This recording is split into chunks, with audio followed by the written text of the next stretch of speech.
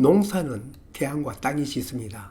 아무리 농사기술자가 이 세상에 좋다는 비료나 영양제를 준다고 해도 모태인 땅이 좋지 않으면 헛이라는 것은 모두 알죠. 좋은 토양이 되기 위해서는 뿌리가 숨을 쉬기 좋도록 때알 구조를 해야 하고 유익한 미생물도 풍부하고 양수분 모두 필요하지만 선결돼야 하는 것이 바로 pH 조절이죠. 우리나라 땅은 태생적으로 산성 땅입니다. 해마다 또는 경년, 3년마다 한 번은 석회를 보충해 주어야 합니다. 석회와 칼슘을 혼동하는 경우가 많은데 보통 토양 개량을 목적으로 뿌리는 경우에는 석회를 뿌린다고 하고 양분을 공급할 때는 칼슘을 준다고 합니다만 곶감이나 건시와 같은 말, 즉 같은 말입니다. 석회는 땅에 뿌리거나 연면 시비할 때도 언제나 다른 비료와 따로 살피하는 게 안전합니다. 토양 개량을 위해 석회를 땅에 넣는 경우에는 휴경기하는 것이 좋습니다.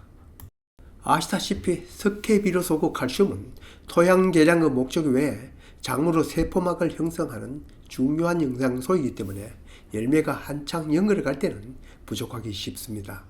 이때는 바로 연면 시비로 해결하죠.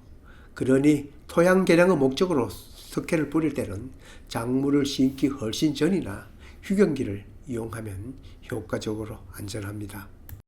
뿌리는 석회 비료의 종류는 무척 많습니다. 단순히 석회만 들어있는 비료로 석회석이나 생석회, 소석회가 있고 황이나 마그네슘이 다른 영양소가 함께 들어있는 석회 비료도 있습니다.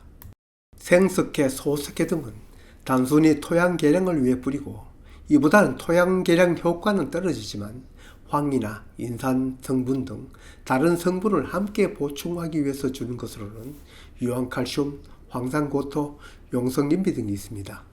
어떤 목적으로 어떤 석회비료를 뿌리든 작물을 심기 위한 밭을 만들 때 대비나 유박, 밑비료를 넣기보다 훨 일찍 뿌리고 경운할 필요가 있습니다. 석회는 시멘트 원료로도 쓰이기 때문에 시멘트 공장이 있는 곳에서는 자연에서 채굴을 합니다. 이 암석 석회석을 가루로 부순 것의 성분은 탄산칼슘이라고, 즉 탄산석회라고 합니다. 굴 껍데기나 조개 껍질 성분도 바로 이 성분이라고 할 수 있겠네요. 이 탄산칼슘에 높은 열을 가하면서 만든 것이 석회입니다. 이 생석회는 토양 개량의 필요로도 쓰이지만 TV에서 보았듯이 구제역 등 가축 전염병 소독에서 쓰이고 특히 제철에서 사용하는 용도가 많은 물질입니다. 요즘이야 보통 석회 보르덕을 사서 칩니다만 만일 농가에서 만든다면 이 생석회와 황산거리를 섞어 만들죠. 소석회는 생석회가 물과 반응하여 얻어진 것이기도 합니다. 수산화 칼슘 같은 말입니다.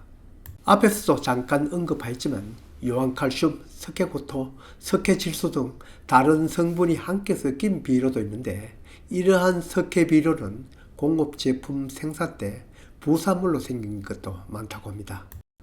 물론 이들 석회 비료에는 공정상 다른 불순물도 섞여 있지만 분자식에는 공통적으로 CA가 들어있어서 산성 토양의 개량에 이용될 수 있습니다만 사용 방법이나 목적에는 차이가 있겠죠.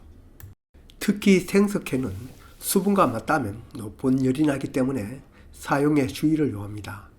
분말이 피부에나 눈에 들어가지 않도록 주의할 필요도 있고 살아있는 작물 위에는 살포하지 않는 것이 좋습니다. 따라서 토양 개량으로 생석회를 쓰려면 휴경기에 사용하는 것이 안전합니다. 다른 석회도 마찬가지입니다. 다른 성분이 든 석회 비료도 대비나 복합 비료 등과는 함께 뿌리지 않는 것이 좋습니다. 그보다는 훨 먼저 뿌리는 것이 좋습니다. 물질이 다른 만큼 석회의 농도 차이도 있습니다. 우리가 짐작하듯이 생석회와 소석회의 농도가 높고 칼슘 유황 비료는 상대적으로 낮습니다. 밭 300평 즉 10아르를 깊이 10cm까지 pH 1도 올리는데 탄산석회로 계산하면 약 11포가 소요된다고 합니다. 만일 생석회를 뿌린다면 그보다 반 넘게 적은 6포가 들어갑니다. 반면에 소석회를 사용하면 그보다 많은 8포. 마그네슘과 함께 공급하는 석회고토는 10포 미만, 칼슘 유황비료를 한다면 아주 많은 16포가 들어가는 걸 알 수 있습니다. 그러니 1도 개선하는데 칼슘 유황비료는 턱도 없습니다. 여기에서 이 pH 농도 숫자는 수소 이온 농도를 나타내는 수치이고, 이 수치는 우리가 아는 산술적 숫자인 1, 2, 3, 4가 아니고 로그 함수라고 합니다. 로그 함수는 고등학교 수학 시간에 배웠지만 까마득한 옛날이고 저부터도 개선하지 못하는데, 다만 pH 1의 차이는 수소 이온 농도의 차이는 10배라고 합니다. 챗GPT, 제미나이 등 AI에게 물어보면 친절히 가르쳐 줍니다. 만일 pH 0.5를 향상시키려면 당연히 산술적으로 여기 제시한 양의 반을 주면 된다는 계산은 틀린 계산이죠. 산도 0.5를 개선하려면 여기 제시한 것의 3분의 1량을 넣으면 거의 맞습니다. 만일 1.5를 넣으려면 여기 있는 pH 1을 향상시키는 것보다는 1.3배를 넣으면 된다고 하네요.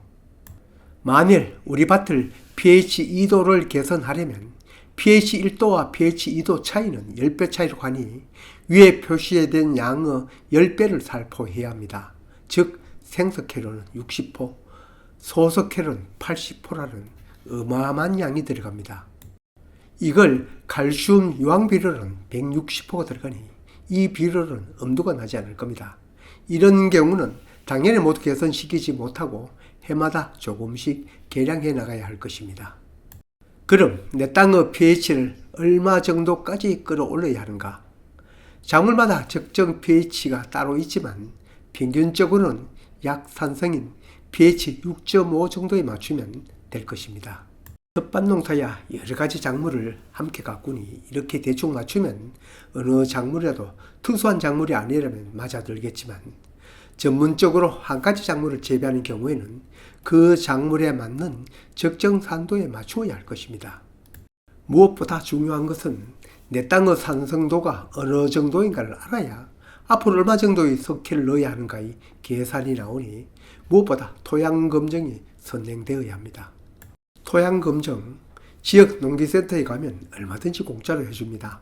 심지어 흙 담는 봉지까지 주고 검정한 자료는 내 밭 데이터에 입력해주니 언제든지 알아볼 수 있습니다. 작물이 잘 크는 데는 무슨 비료가 좋다, 무슨 영양제가 좋다 하는데 무엇보다 토양 산도가 안 맞으면 다 소용없는 얘기입니다. 휴경기에는 토양 검정과 토양 개량 꼭 필요합니다. 한 평을 가꾸든 만 평을 가꾸든 농사는 마술이 아닙니다. 과학입니다.